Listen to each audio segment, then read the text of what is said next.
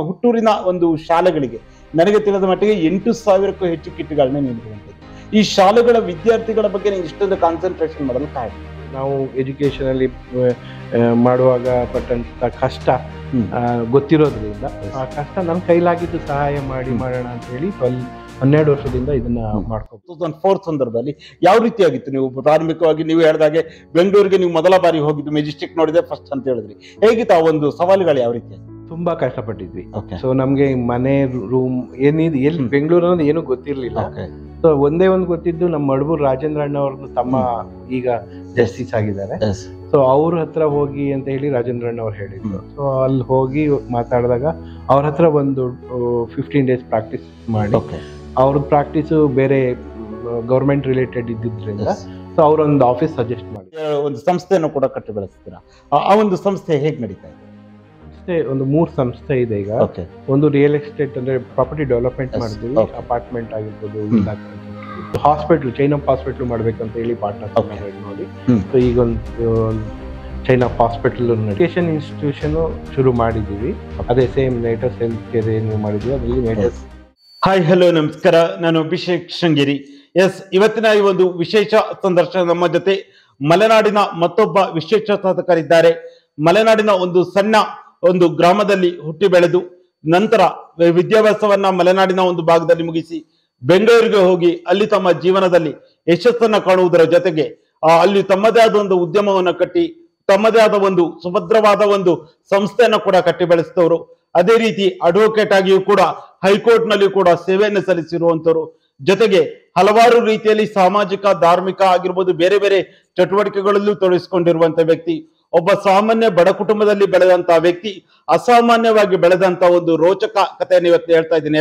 ಇದು ಮತ್ತೆ ಏನೂ ಅಲ್ಲ, ಏನು ಎನ್ಆರ್ಪುರ ತಾಲೂಕಿನ ಗದ್ದೆಮನೆ ಎಂಬ ಸಾಮಾನ್ಯ ಒಂದು ಪುಟ್ಟ ಗ್ರಾಮದಲ್ಲಿ ಹುಟ್ಟಿ ನಂತರ ಬೆಂಗಳೂರು ಎಂಬ ಮಹಾನಗರಕ್ಕೆ ಹೋಗಿ ಅಲ್ಲಿ ಯಶಸ್ಸನ್ನ ಸಾಧಿಸಿ ಪುನಃ ತನ್ನ ಹುಟ್ಟೂರಿನ ಋಣವನ್ನ ತೀರ್ಸ್ತಾ ಇರುವಂತಹ, ಹುಟ್ಟೂರಿನಲ್ಲಿ ಕೊಪ್ಪ, ಶೃಂಗೇರಿ, ಎನ್ಆರ್ಪುರ, ಬಾಳೆಹೊನ್ನೂರು, ಕಾಂಡ್ಯ ಹಾಗೆ ತೀರ್ಥಹಳ್ಳಿ ತಾಲೂಕಿನ ಕೆಲ ಭಾಗಗಳಲ್ಲಿ ಶಾಲೆಗಳಿಗೂ ಕೂಡ ಹಲವಾರು ರೀತಿಯಲ್ಲಿ ಸಹಕಾರವನ್ನು ನೀಡ್ತಾ ಕಳೆದ ಕೆಲ ತಿಂಗಳಲ್ಲೇ 2-3 ತಿಂಗಳ ಅಂತರದಲ್ಲಿ 8,000ಕ್ಕೂ ಅಧಿಕ ವಿದ್ಯಾರ್ಥಿಗಳಿಗೆ ಅವರಿಗೆ ಅಗತ್ಯ ಇರುವಂತಹ ಕಿಟ್ಗಳನ್ನ ನೀಡಿ, ಜೊತೆಗೆ ಧಾರ್ಮಿಕವಾಗಿ, ಸಾಂಸ್ಕೃತಿಕವಾಗಿ, ಕ್ರೀಡಾ ಎಲ್ಲಾ ಚಟುವಟಿಕೆಗಳಲ್ಲೂ ತಮ್ಮನ್ನು ತೊಡಗಿಸಿಕೊಳ್ಳುವುದರ ಜೊತೆಗೆ ತಮ್ಮದೇ ಆದ ರೀತಿಯಲ್ಲಿ ಒಂದು ಬಳಗ ಅನ್ನುವ ಒಂದು ತಂಡವನ್ನ ಕಟ್ಟಿ ಹಲವಾರು ರೀತಿಯಲ್ಲಿ ಕೊಡುಗೆಗಳನ್ನ ನೀಡ್ತಿರುವಂತಹ ಬೆಂಗಳೂರಿನ ಖ್ಯಾತ ಉದ್ಯಮಿಗಳು, ಅಡ್ವೊಕೇಟ್ಗಳು ಆಗಿರುವಂತಹ ಶ್ರೀಯುತ ವಿಶ್ವನಾಥ್ ಗದ್ದೆಮನೆ ನಮ್ಮ ಜೊತೆ ಇದ್ದಾರೆ. ಸರ್, ಕಾರ್ಯಕ್ರಮಕ್ಕೆ ಆತ್ಮೀಯ ಸ್ವಾಗತ. ಸರ್, ಹೇಗಿದ್ದೀರಾ? ಚೆನ್ನಾಗಿದ್ದೀನಿ. ಓಕೆ, ನಾನು ಮೊದಲ ಕ್ವಶನ್, ನಾನು ಬೇರೆ ವಿಚಾರಗಳು ನಿಮ್ಮ ಒಂದು ಯಶಸ್ಸು ಸಾಧನೆಗಳ ಕುರಿತಾಗಿ ಮಾತಾಡೋಕ್ಕಿಂತ ಮೊದಲನೇದಾಗಿ ಈಗ ವಿಶ್ವನಾಥ್ ಶಶಿ ಇವೆರಡರಲ್ಲಿ ಬಹುಶಃ ವಿಶ್ವನಾಥ್ ಗದ್ದೆಮನೆ ಅನ್ನುವಂಥದ್ದು ಎಲ್ಲ ಕಡೆ ಇದೆ, ಆದ್ರೆ ಎಲ್ಲರಿಗೂ ಜನರಿಗೆ ಹೆಚ್ಚು ಚಿರಪರಿಚಿತವಾಗಿರುವಂತದ್ದು ಶಶಿ ಅಂತ. ಇವೆರಡರಲ್ಲಿ ಯಾವ್ದು ಹೆಸರು ಕರೆದ್ರೆ ಅನುಕೂಲ ಆಗತ್ತೆ? ನನಗೆ ಇಲ್ಲಿ ನನ್ನ ಊರಿನ ಭಾಗದಲ್ಲಿ ಮತ್ತೆ ನಾನು ಮೋಸ್ಟ್ ಆಫ್ ದಿ ಬೆಂಗಳೂರಲ್ಲೂ ಶಶಿ ಅಂದ್ರೆ ನನ್ನ pet name. Okay. So Vishwanath ಅಂತ ಹೇಳಿ ಸ್ಕೂಲ್ ರೆಕಾರ್ಡ್ ಅಲ್ಲೆಲ್ಲ ಇದ್ದಿದ್ದು. ಸೊ ವಿಶ್ವನಾಥ್ ಅಂತ ಇದೆ. ಹಾಗಾಗಿ ಇಲ್ಲೆಲ್ಲ ನಮ್ಮ ರಿಲೇಟಿವ್ಸ್ ಇರ್ಬೋದು, ನಮ್ಮ ಊರಿನ ಭಾಗದಲ್ಲೆಲ್ಲ ಶಶಿ ಅಂದ್ರೇನೆ ಚಿರಪರಿಚಿತ. S, okay. ಪ್ರಮುಖವಾಗಿ ಈಗ ವಿಶ್ವನಾಥ್ ಅವರೇ, ನೀವೀಗ ಎನ್ಆರ್ಪುರ ತಾಲೂಕಿನ ಗದ್ದೆಮನೆ ಎಂಬ ಒಂದು ಪುಟ್ಟ ಗ್ರಾಮದಲ್ಲಿ ಹುಟ್ಟು ಬೆಳೆದಂತವ್ರು. ನಿಮ್ಮ ನಂತರದಲ್ಲಿ ಸಾಧನೆಗಳ ಕುರಿತಾಗಿ ನಾನು ಮಾತಾಡ್ತೇನೆ. ಆದ್ರೆ ಈ ನಿಮ್ಮ ಒಂದು ಪ್ರಾರಂಭಿಕ ಜೀವನದ ಕುರಿತಾಗಿ ಹೇಳೋದಾದ್ರೆ, ನಿಮ್ಮದು ಕೂಡ ಗದ್ದೆಮನೆಯ ಒಂದು ದೊಡ್ಡ ಕುಟುಂಬದಲ್ಲಿ ಹುಟ್ಟು ಬೆಳೆದಂತವ್ರು, ತುಂಬು ಕುಟುಂಬದಲ್ಲಿ. ಆ ಒಂದು ದಿನಗಳನ್ನ ಮೇಲಕ್ಕೆ ಹಾಕಿದ್ರೆ ಹೇಗೆ ಅನ್ಸುತ್ತೆ? ಹೌದು, ನಮ್ದು ಒಂದು ತುಂಬು ಕುಟುಂಬ ಅಂದ್ರೆ ಅಂದ್ರೆ ಎಲ್ಲರೂ ಒಟ್ಟಾಗಿ ಬಾಳುವಂತ ಒಂದು ಕುಟುಂಬ. ಇದೇ 1996 ಒಂದು ತರಂಗದಲ್ಲಿ ಒಂದು ಆರ್ಟಿಕಲ್ ಬಂದಿತ್ತು. ಇದರಲ್ಲಿ ಒಂದೇ ಸೂರಿನಡಿ 160 ಜನ ಅಂತ ಹೇಳಿ, ಅಂದ್ರೆ ಒಂದೇ ಮನೆಯಲ್ಲಿ 160 ಜನ ಆ ತರ ಫ್ಯಾಮಿಲಿ. ಅದೊಂದು 5 ಜನ ಅಣ್ಣ ತಮ್ಮಂದು ಫ್ಯಾಮಿಲಿ. ನಮ್ಮ ತಾತ ಮತ್ತೆ ಅವರೆಲ್ಲ 5 ಜನ ಇದ್ರು. ಅವರು ಒಟ್ಟಿಗೆ ವಾಸ ಮಾಡಿ, ಸೊ ಅವರು ಒಂದು 150 ಒಂದು ಹಳೆ ಮನೆಗೆ ಒಂದು 200 ವರ್ಷ ಹಳೇದಾಗಿದೆ. ಅದಾದ್ಮೇಲೆ ಒಂದು 100 ವರ್ಷದಿಂದ ಅವ್ರು ರಿನೋವೇಟ್ ಮಾಡಿ, ಆಮೇಲೆ ಇನ್ನೊಂದು 1963 ಮತ್ತೆ ರಿನೋವೇಟ್ ಮಾಡಿ, ಸೊ ಒಂದೇ ಮನೆಯಲ್ಲಿ ವಾಸ ಮಾಡ್ತಾ ಇದ್ರು. ಅಂದ್ರೆ ನೀವು ಅಲ್ಲೇ ಹುಟ್ಟಿ ಬೆಳೆದಂತಲ್ಲ? ಅಲ್ಲೇ. ಹೌದು, ಅಲ್ಲೇ ಹುಟ್ಟಿ ಇಲ್ಲ. ಓಕೆ. ಆ ನಂತರದಲ್ಲಿ ನಿಮ್ಮ ಒಂದು ಎಜುಕೇಶನ್ ಅಂತ ಬಂದಾಗ ನಿಮ್ಮ ಒಂದು ಬಾಲ್ಯದ ಜೀವನದ ಕುರಿತಾಗಿ ಮಾತಾಡಿದ್ದಾರೆ. ಹೇಗಿತ್ತು ನಿಮ್ಮ ಒಂದು ಬಾಲ್ಯದ ಜೀವನ ಆಗಿರ್ಬೋದು, ಎಜುಕೇಶನ್ ಕುರಿತಾಗಿ? ನೀವೆಲ್ಲ ಎನ್ಆರ್ಪುರದಲ್ಲಿ ಓದಿರುವಂತದ್ದು ಏನು? ಹೌದು, ನಾನು ನಮ್ದು ಪ್ರೈಮರಿ ಶಾಲೆ ಇಲ್ಲಿ ಅರಳಿಕೊಪ್ಪ ಅಂತ ಹೇಳಿ ಇಲ್ಲಿಂದ 1 ಕಿಲೋಮೀಟರ್ ಆಗ್ತದೆ. ಸೊ ನಾವು ನಮ್ದು ಏನು ಗದ್ದೆ ಏನಿದೆ ಅದ್ರಲ್ಲಿ ನಡ್ಕೊಂಡು ಹೋಗ್ಬೇಕಿತ್ತು. ಸೊ ಅಲ್ಲಿ ಪ್ರೈಮರಿ ಮುಗಿದ್ಮೇಲೆ ಮೂಡುಬಾಗಿಲು ಇದೆ. ಸೊ ಮೂಡುಬಾಗಿಲು ಇಲ್ಲಿಂದ 3 ಕಿಲೋಮೀಟರ್ ಆಗ್ತದೆ. ಅಲ್ಲಿಂದ 8 ಕಿಲೋಮೀಟರ್ ನಮ್ದು ನರಸಿಂಹರಾಜಪುರ ಹೈಸ್ಕೂಲ್. ಸೊ ಅಲ್ಲಿಗೆ ನಡ್ಕೊಂಡು ಹೋಗ್ತಿದ್ವಿ ನಾವೆಲ್ಲ. ನಮ್ಗೆ 8 ಕಿಲೋಮೀಟರ್ ನಡ್ಕೊಂಡೆ ಹೋಗ್ತಾ ಇದ್ದಂಥದ್ದು. ನಾವೆಲ್ಲ ಈ ಅಕ್ಕಪಕ್ಕದ ಊರಿನವರೆಲ್ಲರೂ ಭಾಗದವರೆಲ್ಲರೂ ಒಟ್ಟಿಗೆ ಸೇರಿ ನಡ್ಕೊಂಡು ಹೋಗ್ತಾ ಇದ್ವಿ. ಹೇಗಿತ್ತು ಸರ್? ಯಾಕಂದ್ರೆ ಈಗಿನ ನಾವು ಮಕ್ಕಳನ್ನ ನೋಡಿದ್ರೆ ಅರ್ಧ ಕಿಲೋಮೀಟರ್ ನೋಡಕ್ಕೂ ಆಟೋನೋ ಬಸ್ಸನ್ನ ಕಳಿಸೋ ಒಂದು ವ್ಯವಸ್ಥೆ ಬಂದಿರುವಂತದ್ದು. ಆದ್ರೆ ಹಿಂದೆ ನೀವು 8 ಕಿಲೋಮೀಟರ್ 9 ಕಿಲೋಮೀಟರ್ ಹಲವಾರು ಜನ ವಿದ್ಯಾರ್ಥಿಗಳು ಇದೇ ರೀತಿ ಮಾಡ್ತಾ ಇದ್ರು. ಹೇಗಿತ್ತು ಸರ್ ಆ ಒಂದು ದಿನಗಳು? ನಮಗೆ ಅದ್ರ ಬೇರೆ ಆಪ್ಷನ್ ಗೊತ್ತಿರ್ಲಿಲ್ಲ, ಯೋಚನೆಗೂ ಬಂದಿರ್ಲಿಲ್ಲ. ಈಗೇನು ನಾವು ಸ್ಕೂಲಿಗೆ ಹೋಗ್ಬೇಕಷ್ಟೇ, ನಡ್ಕೊಂಡೇ ಹೋಗ್ಬೇಕು, ಬೇರೆ ಆಪ್ಷನ್ ಇಲ್ಲ ನಮ್ಗೆ. ನಡ್ಕೊಂಡು ಹೋಗ್ತಾ ಇದ್ವಿ. ಬಸ್ಸು ಅನ್ನೋದು ನಮ್ಮ ಸ್ಕೂಲ್ ಟೈಮಿಂಗ್ ಇರ್ಲಿಲ್ಲ. 2 ಬಸ್ ಇತ್ತು ಆ ಲೈನ್ ಅಲ್ಲಿ.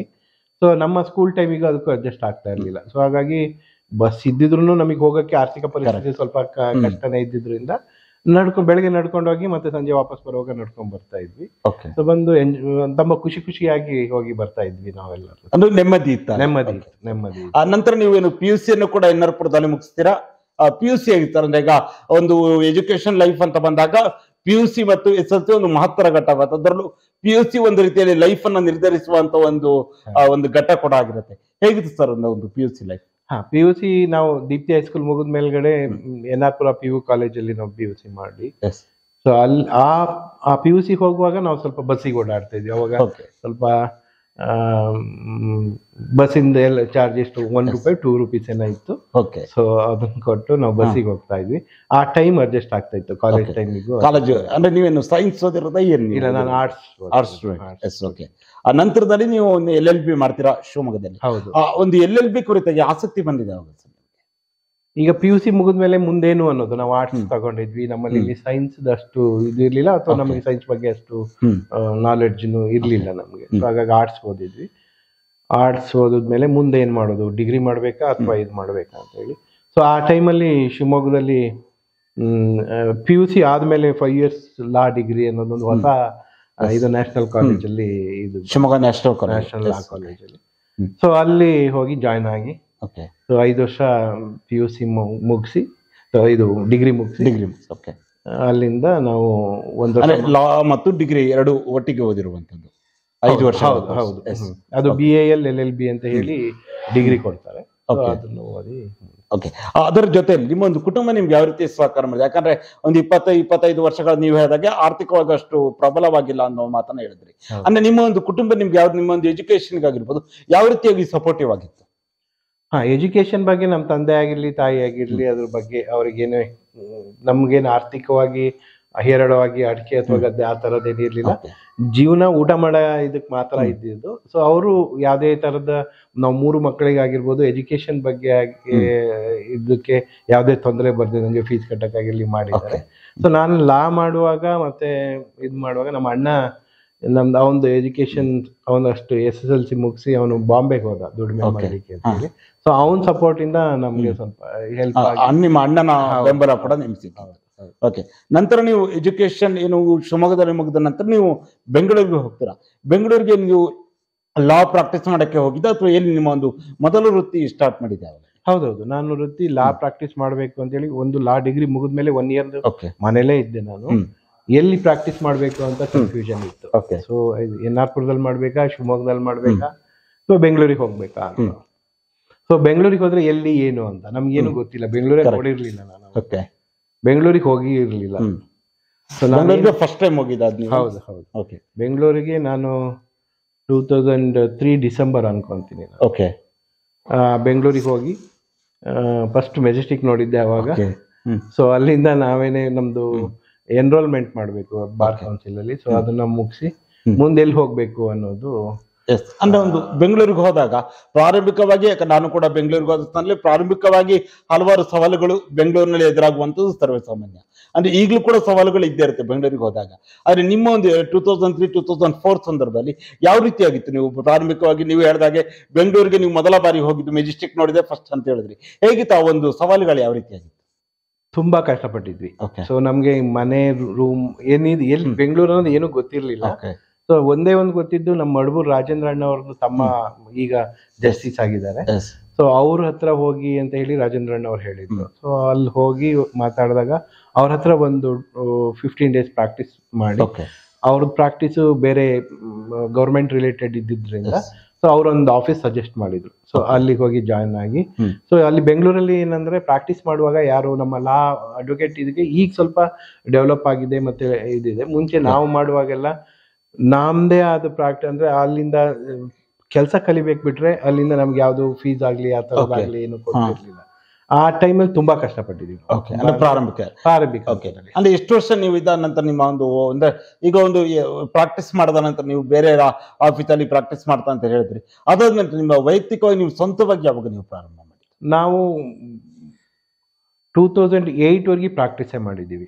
ಸೊ ನಾವು ಇಲ್ಲಿಂದ ಹಳ್ಳಿಯಿಂದ ಹೋಗಿ ಹೈಕೋರ್ಟ್ ಅಲ್ಲಿ ಪ್ರಾಕ್ಟೀಸ್ ಮಾಡ್ಬೇಕು ಅಂದಾಗ ಸ್ವಲ್ಪ ಇಂಗ್ಲಿಷ್ ಸಮಸ್ಯೆ ಆಗಿರುತ್ತೆ. ಆಮೇಲೆ ನಮ್ಗೆ ಯಾವ್ದು ಕ್ಲೈಂಟ್ ಬೇಸ್ ಇರೋದಿಲ್ಲ, ಬ್ಯಾಕ್ ಗ್ರೌಂಡ್ ಏನು ಇರೋದಿಲ್ಲ.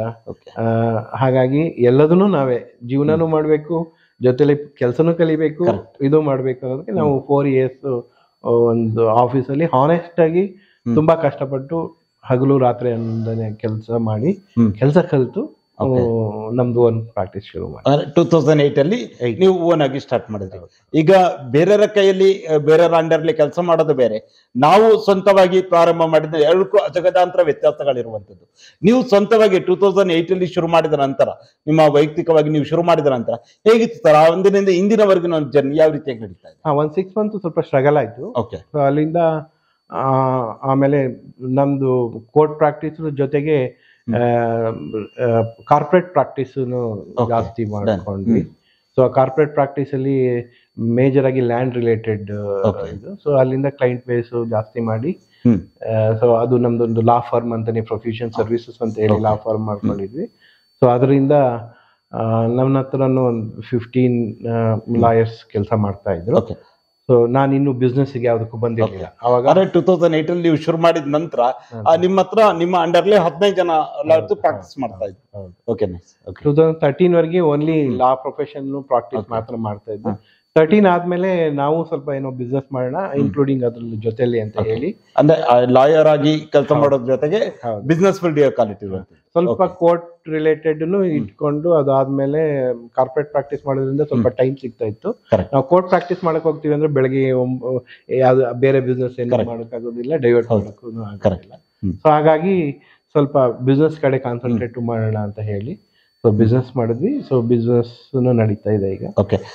ಅಂದ್ರೆ ನೀವು 2013 ಅಲ್ಲಿ ಲಾಯರ್ ಆಗುವುದರ ಜೊತೆಗೆ ಬಿಸ್ನೆಸ್ ಫೀಲ್ಡ್ ಕೂಡ ಕಾಲ್ ಮಾಡಿದ್ರೆ ನಿಮ್ಮದಾದ ಒಂದು ಸಂಸ್ಥೆಯನ್ನು ಕೂಡ ಕಟ್ಟಿ ಬೆಳೆಸ್ತೀರಾ. ಆ ಒಂದು ಸಂಸ್ಥೆ ಹೇಗೆ ನಡೀತಾ ಇದೆ?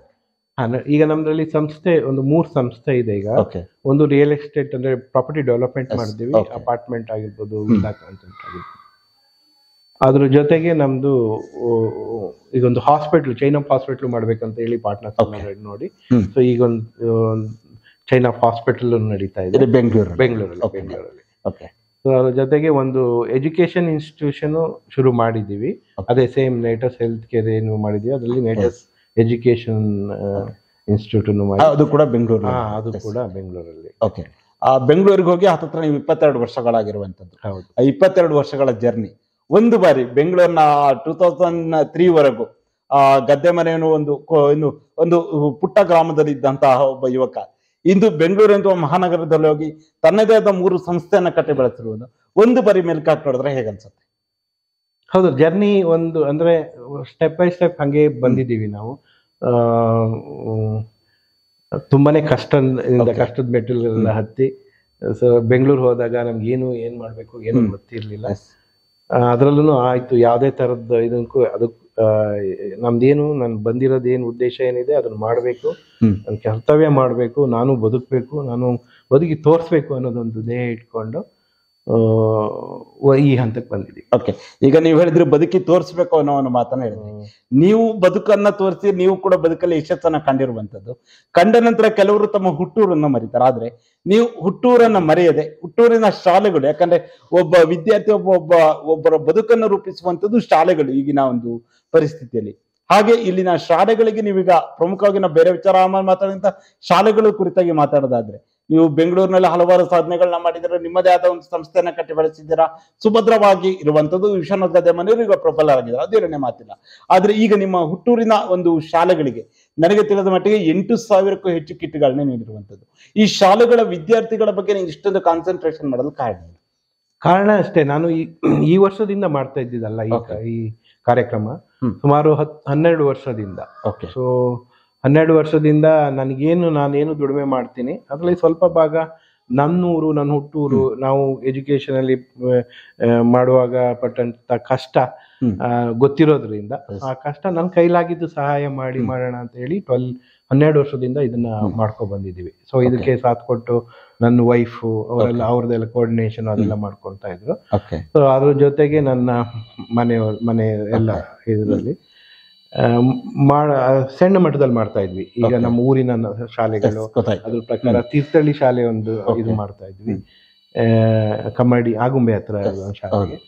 ಆಮೇಲೆ ಆ ತರ ಮಾಡುವಾಗ ಕೊಟ್ಕೊ ಬರ್ತಾ ಇದ್ವಿ. ವರ್ಷ ಸ್ವಲ್ಪ ಶಾಲೆಗಳು ಜಾಸ್ತಿ ಆಗ್ತಾ ಇತ್ತು. ಈ ವರ್ಷ ನನಗೆ ತಿಳಿದ ಮಟ್ಟಿಗೆ 125ಕ್ಕೂ ಹೆಚ್ಚು ಶಾಲೆಗಳು, 8,000ಕ್ಕೂ ಅಧಿಕ ಕಿಟ್ಗಳು.